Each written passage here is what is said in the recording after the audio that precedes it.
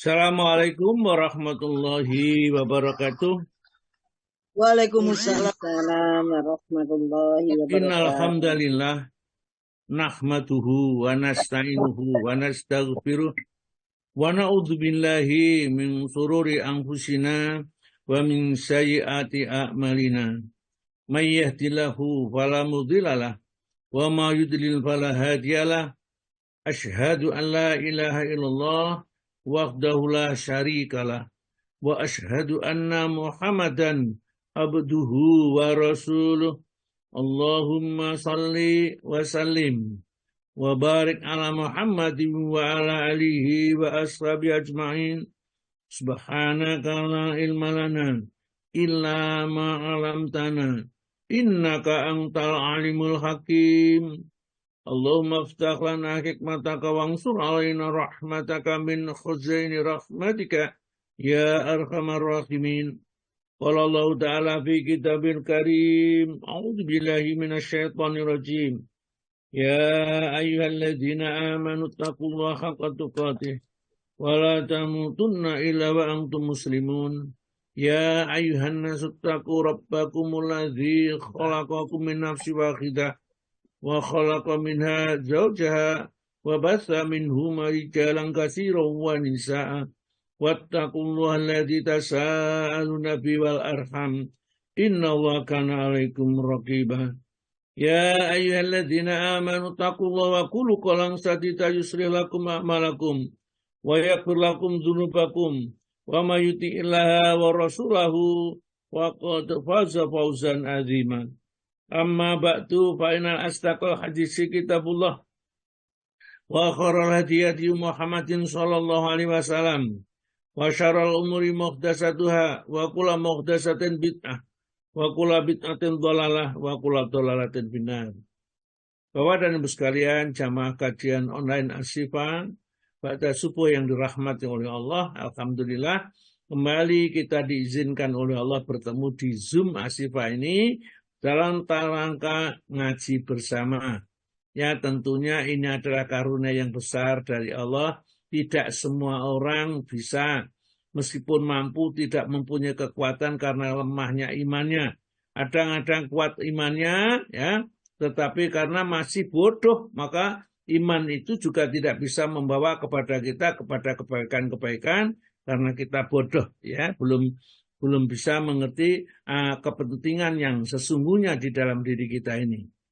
Dan alhamdulillah semua yang berkumpul ini adalah mereka-mereka yang sudah terbiasa ngaji, yang sudah terbiasa mendengarkan tausiah. Memang kebaikan itu kalau sering dikerjakan nagih, ya. Semua perbuatan, apakah perbuatan baik atau buruk itu kalau kita kerjakan secara istiqomah dan terus-menerus akan terasa nikmatnya. Orang baca Al-Quran, orang berzikir, ya, orang bermaksiat juga sama. Minum-minum itu kalau pertama kali mungkin tidak suka ya minum-minum. Karena pahit atau gimana itu gak enak lah. Tetapi karena dibiasakan lama-lama nagih. Rokok juga begitu. Ya, pertama kali orang merokok pasti merasa tidak enak. Bagaimana kayak begitu terasa enak. Tapi kalau sudah terbiasa menjadi enak. Demikianlah juga sholat malam, sholat tahajud, baca Quran, zikir, taklim dan lain-lainnya nagih. Ya, bahkan katanya Pak Ahmad tadi rasanya badan itu tidak enak. Begitu kita mau ngaji, terasa kembali seperti pulih kembali. Inilah karunia Allah yang diberikan oleh Allah kepada pilihan Allah saja. Ya, orang yang senang kepada kebaikan itu adalah tandanya orang baik. Orang yang senantiasa berbuat baik, tandanya mereka akan mendapatkan husnul khotimah. Nah, jadi kalau kepengen dapat husnul khotimah, tidak usah susah-susah. Selain senantiasa berbuat baik, berkata yang benar, jujur, ya, amanah, ya, tidak gampang mencampuri urusan orang lain, terus istiqomah seperti itu, pastilah, ya, nanti akan husnul khatimah.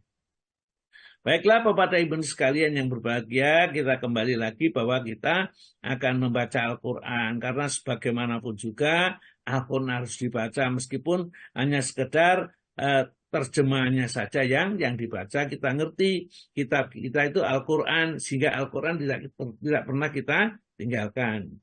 Kita sudah belajar baca yang benar, yang baik, Maka mengerti itu tindak lanjutnya sebenarnya seperti itu. Ini di sini ustadznya sudah ada sendiri-sendiri, yang menjelaskan ini sudah ada, yang menjelaskan ini juga sudah ada. Baiklah, langsung aja kita serahkan kepada ibu yang ada bertugas membaca Al-Quran. Siapa Bu siapa? Bu Elis Junior. Monggo Bu Elis Junior yang hari ini ditugasi oleh moderator untuk membaca Al-Quran. Inggih Ustaz. Assalamualaikum warahmatullahi wabarakatuh. Waalaikumsalam warahmatullahi wabarakatuh. A'udzu billahi minasy syaithanir rajim. Bismillahirrahmanirrahim. Wa idh qala Luqmanu libnihi wa huwa ya'iduhu ya bunayya la tusyrik billah inna syirka ladulmun adim. وَوَصَّيْنَا الْإِنسَانَ بِوَالِدَيْهِ حَمَلَتْهُ أُمُّهُ وَهْنًا عَلَى وَهْنٍ وَفِصَالُهُ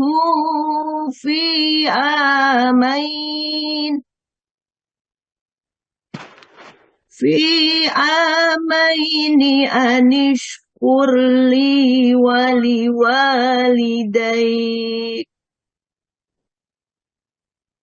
إلي المصير وإن جاهداك على أن تشرك بي ما ليس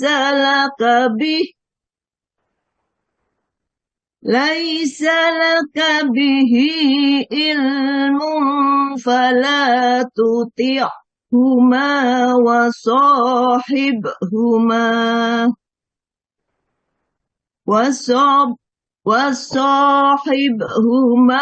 في الدنيا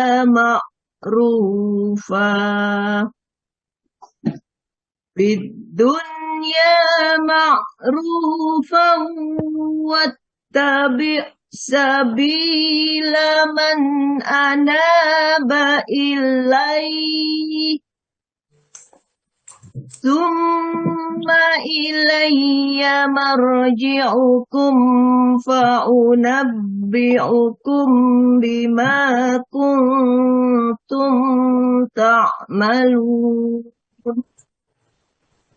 يا بني إنها إن تك مثقال حبة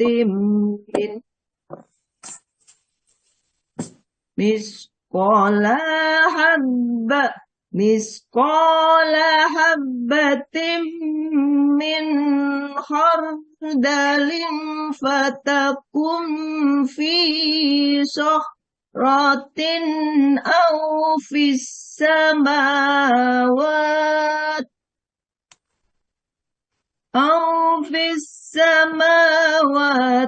أو في الأرض يأت بها الله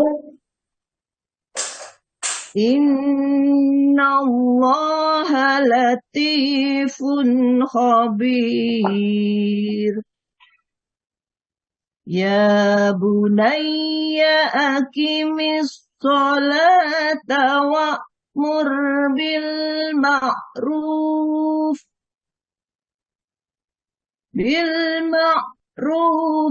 وانهى عن المنكر واصبر على ما أصابك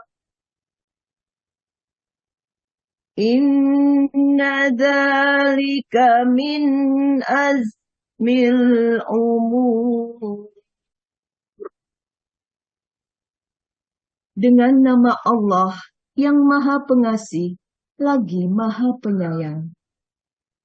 Dan ingatlah ketika Luqman berkata kepada anaknya, ketika dia memberi pelajaran kepadanya, "Wahai anakku, janganlah engkau mempersekutukan Allah.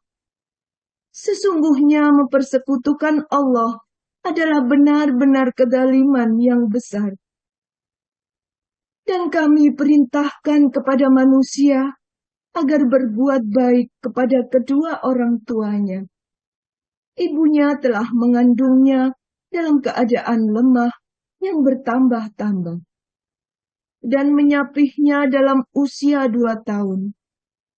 Bersyukurlah kepadaku dan kepada kedua orang tuamu, hanya kepada aku kembalimu. Dan jika keduanya memaksamu untuk mempersekutukan aku dengan sesuatu yang engkau tidak mempunyai ilmu tentang itu, maka janganlah engkau menaati keduanya. Dan pergaulilah keduanya di dunia dengan baik. Dan ikutilah jalan orang yang kembali kepadaku. Kemudian hanya kepadaku tempat kembalimu. Maka akan aku beritahukan kepadamu apa yang telah kamu kerjakan." Luqman berkata, "Wahai anakku, sungguh jika ada suatu perbuatan seberat biji sawi dan berada dalam batu atau di langit atau di bumi, niscaya Allah akan memberinya balasan. Sesungguhnya Allah Maha Halus, Maha Teliti. Wahai anakku, laksanakanlah sholat dan suruhlah manusia berbuat yang ma'ruf dan cegahlah mereka dari yang mungkar. Dan bersabarlah terhadap apa yang menimpamu. Sesungguhnya yang demikian itu termasuk perkara yang penting. Maha benar Allah dengan segala firman-Nya. Shadaqallahul Adzim. Alhamdulillah, terima kasih sekali, Masya Allah ya. Welisna membacakan bacaan yang sangat luar biasa sekali. Ya. Sudah hasilnya senantiasa ikut taklim pagi itu nyata dan kelihatan sekali. Bacaannya ya minimal tajwid-tajwidnya sudah teliti, sudah betul-betul sudah diperhatikan. Ya kalau memang sempurna itu ya hanya orang ya Allah saja yang sempurna, ya Rasulullah yang sempurna mengucapkan Al-Quran. Sedangkan yang selain itu mesti ada sedikit ya, meskipun sedikit agak kekurangan. Tapi saya yakin ya luar biasa ini terus saja diteruskan. Apakah cita-citanya kepingin membaca Quran yang bagus atau kepingin mendapatkan pemahaman Al-Quran yang bagus ya, atau dua-duanya, maka Allah Ta'ala akan mengabulkan permintaan hamba itu kalau kita sungguh-sungguh. Kata Allah Ta'ala, "Waladzina jahadu fina lanahdiyanahum subulana." Kalau orang-orang itu berjihad sungguh-sungguh untuk mengikuti jalanku, ingin berilmu, ingin pandai baca Al-Quran, ingin senantiasa taat, kalau sungguh-sungguh lanahdiyanahum subulana, aku akan bukakan jalan-jalan itu supaya dia bisa mengikuti jalan-jalan yang benar. Ya, baiklah. Ya, kita coba memaknai, memahami ayat-ayat ini. Padahal sudah jelas sebenarnya, sudah dibaca, sudah jelas. Tapi memang tidak ada salahnya kalau kita jelaskan kembali. Kita masuk sedikit aja ke atas satu ayat, yaitu ayat 12. Walaqad ataina Luqmanal hikmata. Dan sungguh Allah kami telah memberikan kepada Luqman al-hikmah, yaitu ilmu dan pemahaman di dalam agama ini yang mendalam tanpa guru. Jadi Luqman itu tidak pernah kursus, tidak pernah ke universitas, tidak pernah ke pondok, tapi dia pandainya ilmu agama luar biasa, sehingga muncullah hikmah-hikmah yang sangat mengagumkan ini. Aniskurlillah, jadi ajarannya yang pertama kali diajarkan oleh Luqman kepada manusia itu aniskurlillah, hendaklah kamu bersyukur kepada Allah. Dan memang la in syakartum la azidanakum, kalau kamu bersyukur kepadaku niscaya aku tambah nikmatmu. Wala in kafartum, dan sungguh jika kamu tidak mau bersyukur, ingkar, inna adzabil sadid, siksaku sangat pedih. Ya, semua orang yang ingkar dengan nikmat Allah akan mendapatkan bencana dan kecelakaan minimal di dunia dan nanti sempurnanya di akhirat, ya. Wa ma yaskur, barang siapa bersyukur, kata Luqman, padahal nggak ada yang ajari gitu ya. Wa ma yaskur, barang siapa bersyukur kepada Allah atas nikmat yang diberikan kepadanya, ya, fa inna ma yaskuru li nafsih, maka syukur itu akan bermanfaat untuk dirinya. Allah ridha, menyebabkan diangkat derajatnya seperti Luqman ini, dan menyebabkan dia diampuni sebagian dosanya. Wa man kafara, barang siapa ingkar, fa innallaha ghaniyun hamid, maka sesungguhnya maha kaya dan maha terpuji, sebenarnya tidak ada yang dibutuhkan dari hamba itu oleh Allah, karena Allah itu ghani, maha kaya, tidak membutuhkan apapun dari makhluknya. Hamidun, maha terpuji. Apakah dia ada yang memuji atau tidak ada yang memuji, tetap dia Allah maha terpuji. Ini satu hikmah yang pertama yang diajarkan oleh Luqman. Wa idh qala libnihi, ya. Wa idh qala, dan ingatlah tatkala berkata, ya, Luqman libnihi, kepada putranya. Jadi Luqman memberi nasihat ke putranya. Wa itu, dan dia sedang menasihati putranya. Jadi kita disuruh memperhatikan nasihatnya Luqman kepada anaknya ini. Jadi kalau kita punya anak, hendaklah kita perlakukan seperti Luqman memperlakukan anaknya, senantiasa dinasihati. Jadi orang tua kalau tidak pernah nasihati anaknya, ini berbahaya, karena mereka tidak mau mengikuti Al-Quran yang dibacanya. Ya bunaya, wahai anakku tersayang. Ya bunaya, wahai anakku sayang, la tusyrik billah. Jangan sekali-kali kamu syirik kepada Allah, mempersekutukan Allah, menyembah kepada pohon, berlindung kepada kuburan, makam, ya, batu besar dan lain-lainnya. La tusyrik billah. Kenapa kok tidak boleh? Inna syirka. Sesungguhnya perbuatan syirik, ya, menyembah selain Allah, ya, bergantung bersandar kepada selain Allah itu la dzulmun adzim, benar-benar kesesatan yang nyata, ya, kezaliman yang besar, ya. Syirik itu kezaliman yang besar. Innahu ma yusyrik billah, sesungguhnya siapa yang syirik kepada Allah, faqad karamallahu, nah, maka sungguh Allah telah mengharamkan baginya jannah, surga, ya. Wa ma'wahun nar, tempat mereka di dalam neraka. Jangan sampai syirik. Jadi karena syirik kezaliman yang besar, ini nasihatnya kepada anaknya. Ya, barangkali artinya bahwa semua amal yang kita kerjakan yang tidak terkandung di dalamnya syirik, maka ampunan Allah akan kita dapatkan peluangnya sebesar-besarnya. Dalam satu hadis di dalam kitab Arba'in, ya, kitab 40 hadis itu, hadis yang 42 yang terakhir itu, kalau seandainya hambaku nanti datang kepadaku di hari kiamat, ya, tatkala menghadapi pengadilan Allah itu, ya, dengan membawa dosa sepenuh bumi. Dosa itu. Namun dia tidak syirik sedikit pun kepadaku tatkala dia meninggal dunia, sampai meninggal dunia, maka akan aku terima dia, aku sambut dia dengan ampunan sebanyak itu pula. Jadi syirik itu memang berbahaya. Lalu dosa selain syirik itu peluang diampuni oleh Allah sangat besar sekali. Kemudian berpesan kepada seluruh manusia. Wa wasainal insana biwalidayhi. Ya. Dan Allah juga, Luqman juga berpesan kepada manusia itu supaya berbuat baik kepada kedua orang tuanya. Ya. Jadi ada sekarang kadang-kadang anak, ya, di suatu tempat kalau orang tuanya sudah tua dibuang ke hutan, ya. Itu bukan ajaran Islam. Ajaran Islam itu justru orang yang sudah tua itu harus dikasih, ya. Tidak boleh berkata kasar, tidak boleh bersuara keras di hadapannya, ya, menandang wajahnya, jadi tidak boleh kalau dinasihati, ya, melihat wajahnya ayahnya, itu tidak boleh dengan dipelototi begitu.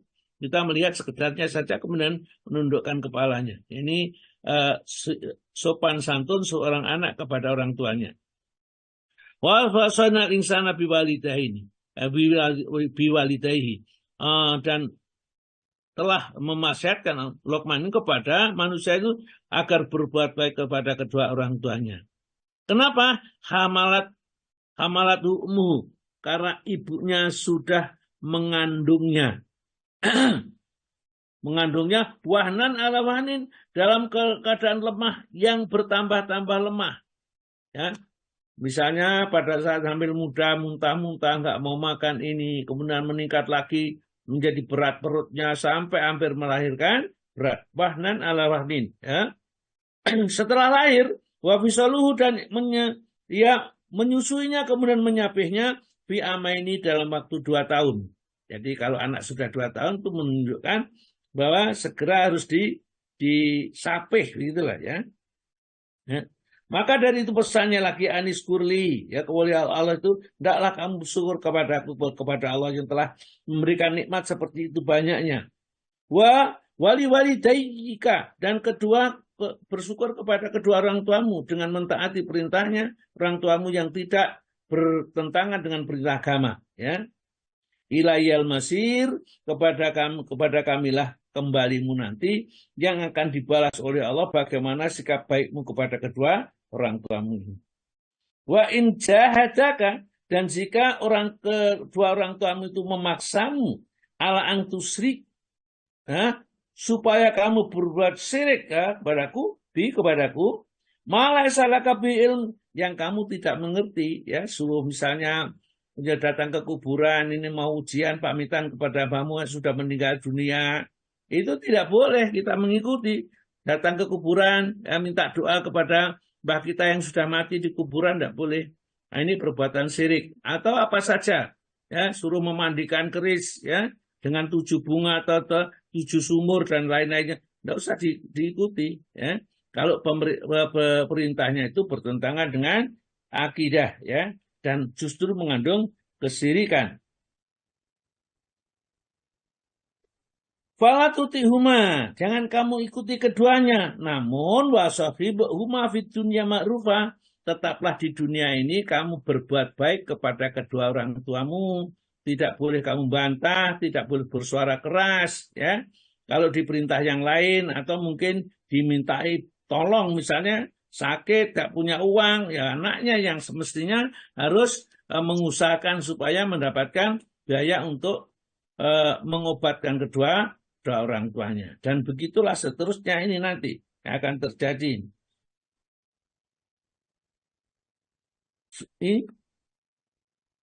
Summa ilayya marji'ukum, kemudian kepada kamilah tempat kembali kalian, fa unabbi'ukum bima kuntum ta'malun, terhadap seluruh apa saja amal yang kamu perbuatkan, dicatat oleh Allah dan dibalas nanti di akhirat.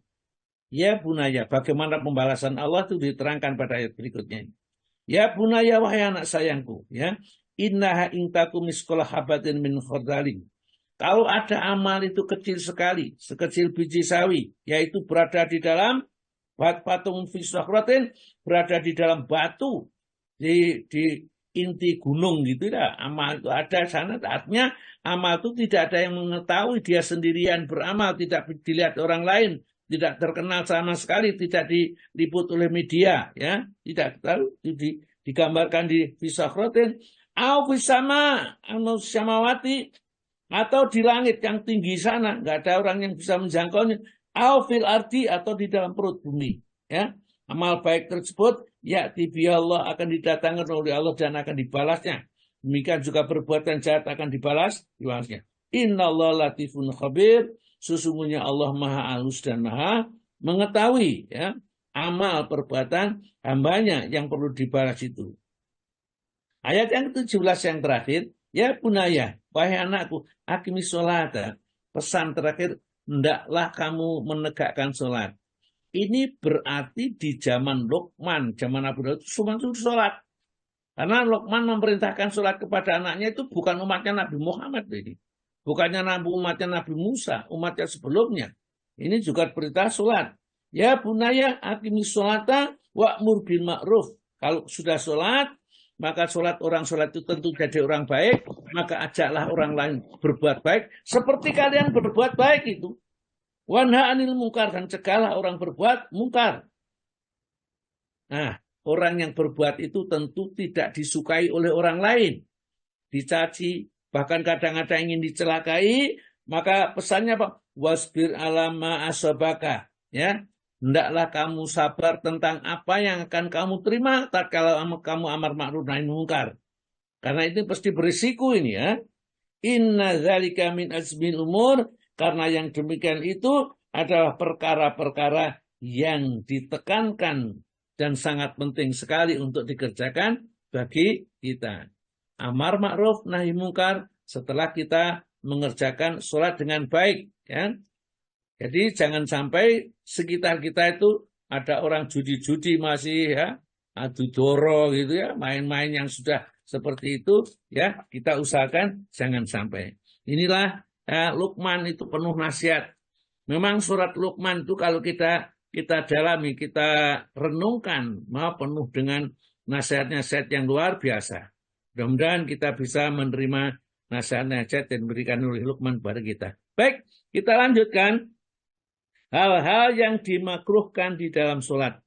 Ya, nanti tadi masih ada, yakni hal-hal yang dibolehkan tadi, ya, masih ada satu poin, yaitu ya, yang dibolehkan tadi, ya, nomor 11, ya, nomor 11 itu ya, nomor 11 ya, masih ada yang 11, 12, 13 ya, masih ada. Nanti kita lanjutkan besok. Sekarang sesuai dengan apa yang kita rencanakan, hal-hal yang dimakruhkan di dalam sholat, buku fikih sunnah Sahih Syafiq jilid 2. Kita usahakan punya, ya. Harganya paling ya sekitar ya 40-50 lah, ya. Kalau kita pergi sendiri, mungkin nggak ada ongkos kirim gitu ya, yang 40-an paling-paling ya, paling mahal 40. Kalau kita ada ongkos kirim ya 50 lah paling enggak, ongkos kirimnya 10.000, biasanya seperti itu. Jadi, tapi enggak rugi uang yang 50.000 yang kita belanjakan ini, ya kita bisa mengerti hukum-hukum yang asalnya kita tidak mengerti, kita bisa paham agama sehingga kita tidak salah dalam beragama ini. Baik, monggo Bu Wati untuk dibaca ya, hal-hal yang dimakruhkan. Pak Tomo enggak ada ya? Pak Tomo enggak ada? Enggak ada ya. Bu Wati, monggo Bu Wati. Oke. Hal-hal yang dimakruhkan dalam sholat. Seseorang yang bersolat dimakruhkan meninggal salah satu sunat di antara sunat-sunat. Meninggalkan Bu. Meninggalkan, ya Ustaz. Meninggalkan Ustaz. Ya tadi meninggal. Tinggal panjenengan. Meninggalkan salah satu sunat di antara sunat-sunat sholat yang telah disebutkan di muka. Selain itu, dimakruhkan pula hal-hal berikut. Ya, jadi gini Bu. Jadi kita sudah tahu sami Allahu liman hamidah Rabbana walakal hamd itu sunnah. Kalau kita sujud maka baca subhana rabbiyal a'la atau subhanaka Allahumma rabbana wa bihamdika Allahumma ighfirli. Ini bacaan sujud. Ini hukumnya sunnah. Tetapi ternyata kita sunnah aja nggak dibaca. Ya pokoknya duduk ya sah sholatnya, tapi makruh. Ya hal-hal itu dimakruhkan karena sengaja meninggalkan perbuatan sunnah yang tidak susah untuk kita kerjakan. Yaitu hal-hal yang tidak disukai. Ya, mestinya kita menyukai sunnah. Jadi sujud itu ada bacaan sujud. Sehingga begini kesimpulannya. Kalau kita sholat bermakmum kepada imam yang sangat cepat sekali sholatnya, maka kita tetap tumakninah. Tempelkan dulu, nggak usah baca apa-apa, kemudian duduk, ya sebentar aja, nggak usah baca apa-apa, kemudian sujud lagi. Jadi bacaan-bacaan tersebut, ya itu tidak kita baca. Kenapa? Daripada ketinggalan imam. Jadi kalau kita baca Subhan Rabbil Azim, Subhan Rabbil atau Subhan Rabbil A'la, Subhan Rabbil A'la 3 kali misalnya. Kalau kita tinggalkan kita baca bacaan itu kita ketinggalan gerakan rukun imam, maka kita tidak usah baca, tempelkan saja, diam sebentar, ikut ngangkat saja. Demikian juga tatkala membaca Al-Fatihah. Kalau kita masih ya karena butuh ke sana sudah rukuk, ya kita ikut rukuk saja, ya. Jadi tidak usah kita ikuti bacaan kita seluruhnya. Karena makmum ini kalau jadi makmum maka bacaan imam juga termasuk bacaan makmumnya. Monggo, kemudian lanjutkan Bu. Mempermainkan. 1. Mempermain-mainkan baju atau anggota badan, kecuali bila ada keperluan. Ya. Dari Mu'aikib katanya, saya bertanya kepada Nabi Shallallahu Alaihi Wasallam perihal meratakan kerikil dalam sholat. Maka ujar beliau, janganlah meratakan kikil ketika sholat. Tapi kalau terpaksa melakukannya, cukuplah meratakannya dengan sekali hapus saja. Inilah yang menyebutkan akhirnya apa? Gerakan lebih dari 3 kali itu dijadikan menjadi batal sholatnya. Karena yang diperbolehkan meratakan cuma 1 kali. Ya. Jadi gerakan-gerakan yang diperlukan di dalam sholat itu tidak membatalkan sholat. Namun kalau gerakan tidak diperlukan, ya, meratakan kerikil misalnya, itu kan tidak diperlukan. Ataupun sajadahnya gelinting-gelinting, itu tidak perlu kita kebuskan, kemudian kita itu batal sholatnya. Tapi kalau sekedar diluruskan saja, kemudian kita sujud tidak masalah dan tidak batal sholatnya, serta tidak makruh. Tapi kalau sampai dibedilkan, naikkan, diturunkan, ya, itu makruh lah, ya. Itu hal lain dimakruhkan dalam sholat, tapi masih dianggap sah sholatnya. Hadis nomor 2, dan dari Abu Dzar. Dan dari Abu Dzar bahwa Nabi Shallallahu Alaihi Wasallam bersabda, apabila salah seorang di antaramu berdiri mengerjakan sholat, maka di saat ia sedang berhadapan dengan rahmat, dari itu janganlah ia meratakan kerikil. Diriwayatkan oleh Ahmad. Iya, jadi kita kadang-kadang kalau di sana itu masjidnya kan masih ada kerikilnya, ada pasirnya, ada yang lain-lain. Nah, kalau kita sekarang di sini sudah tidak mungkin seperti itu. Ini hanya gerakan-gerakan yang dianggap makruh. Jadi misalnya kita sedang sholat, tiba-tiba HP kita kok bunyi, ya. Kita cari kemudian kita matikan, itu ya hanya hukumnya makruh tapi tetap boleh dan tidak membatalkan sholat, ya. Tetapi kalau mudah di depan kita, tidak usah mencari di saku dan lain-lainnya itu, maka hukumnya yang seperti itu dibolehkan. Tapi kalau masih mencari kemudian susah sekali, ya, dan ini ganggu, maka dianggap bahwa perbuatan yang banyak itu makruh di sini. Terus Bu. Ya Ustaz. Dan dari Ummu Salamah bahwa Nabi Shallallahu Alaihi Wasallam bersabda kepada seseorang yang bernama Yasar, yang ketika bersolat meniup-niup tanah, perdebukanlah wajahmu untuk menyembah Allah. Iya, ya. Jadi tidak saya disebut, jadi kadang ditiup-tiup ada nih, ya. Tapi sebenarnya tidak apa-apa membersihkan. Jadi kalau kita memang di depan itu, memang sajadah kita ternyata ada bendanya yang mungkin tadi tatkala sujud kok, ya, mengenai kening kita sehingga terasa sakit, mungkin ada jarum atau langin, kemudian diraba, dibuat, itu tidak masalah, ya. Tetapi kalau tidak apa-apa kita raba-raba terus, itu perbuatan itu disebut makruh tapi tidak membatalkan sholat. Kemudian yang nomor 2. Yang nomor 2 bertolak pinggang. Dari Abu Hurairah radhiyallahu an katanya, Rasulullah Shallallahu Alaihi Wasallam melarang bertolak pinggang di waktu bersolat. Iya, ya. Ya masa ada, ya. Kita kan sekarang tidak ada Allahu Akbar kemudian alang kerik gini, tidak ada. Dan itu sebenarnya tidak membatalkan sholat, tapi perbuatan itu adalah perbuatan yang dimakruhkan dalam agama, ya. Jangan dilaksanakan gitu. Yang ketiga, menengadah ke atas. Dari Abu Hurairah radhiyallahu an bahwa Nabi Shallallahu Alaihi Wasallam bersabda, hendaklah orang-orang itu menghentikan perbuatannya, yaitu menengadah ke atas, atau kalau tidak, maka akan dicungkillah mata mereka. Jadi ini menunjukkan bahwa perbuatan itu nggak bagus ya. Sampai Rasulullah menggambarkan maka sholat itu jangan melihat ke atas. Nanti kalau melihat ke atas, ya apa kalau matanya dicungkil itu ya supaya nggak melihat ke atas. Tetapi melihat ke atas sendiri tidaklah membatalkan sholat. Contohnya siapa? Rasulullah sendiri di dalam surat Al-Baqarah ayat 144, Allah Ta'ala berfirman, Qad nara taqalluba wajhika fis sama. Rasulullah itu bolak-balik kalau sholat itu menengadahkan wajahnya ke langit, ya. Itu dia berharap supaya diturunkan wahyu yang memerintahkan kembali kiblat itu tidak ke Masjidil Aqsa supaya kiblat itu dipindahkan ke Masjidil Haram. Maka kemudian turun wahyu bahwa Nabi kita akhirnya diperintahkan oleh Allah untuk melaksanakan sholat itu dengan menghadap Masjidil Haram. Falan waliyannaka kiblatan Masjidil Haram. Kemudian diperintahkan baru menghadap Masjidil Haram. Dan Rasulullah pada saat belum itu sering ke langit. Mudah-mudahan Jibril itu datang, kemudian memerintahkan bahwa sholat itu kiblatnya ke Masjidil Haram. Dan akhirnya dikabulkan oleh Allah Ta'ala. Terus keempat.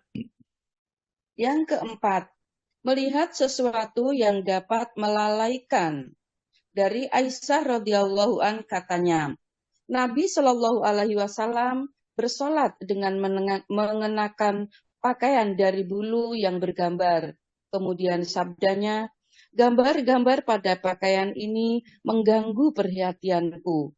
Kembalikanlah kepada Abu Jaham dan tukarlah dengan pakaian bulu kasar yang tidak bergambar. Ya, jadi itu ada footnote-nya Bu. Satu itu Abu Jaham. Ya Ustaz.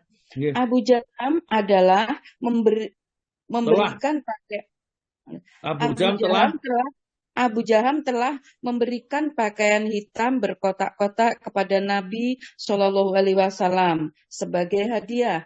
Pakaian itu dikembalikan oleh Nabi dan agar Abu Jaham tidak kecewa, maka diminta tukar oleh Nabi dengan baju kasar yang dari bulu. Iya, pokoknya enggak ada kotak-kotaknya, ada gambar-gambarnya.